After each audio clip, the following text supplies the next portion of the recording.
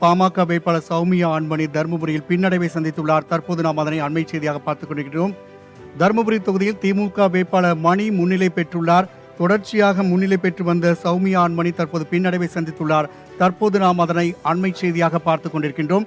9182 வாக்குகள் வித்தியாசத்தில் திமுக வேட்பாளர் மணி தற்பொழுது முன்னிலை பெற்றுள்ளதை நாம் அண்மை செய்தியாக பார்த்துக் கொண்டிருக்கின்றோம். பாமக வேட்பாளர் சௌமியா அன்புமணி தற்போது முன்னிலை பெற்று வந்த நிலையில் பின்னடைவை சந்தித்துள்ளார். அவரை எதிர்த்து போட்டியிட்ட திமுக வேட்பாளர் மணி 9182 வாக்குகள் பெற்று முன்னிலை பெற்று வருவதை நாம் அண்மை செய்தியாக பார்த்துக் கொண்டிருக்கின்றோம். பாமக வேட்பாளர் சௌமியா அன்புமணி தருமபுரியில் பின்னடைவை சந்தித்துள்ளார். தற்போது நாம் அதனை அண்மை செய்தியாக பார்த்துக் கொண்டிருக்கிறோம்.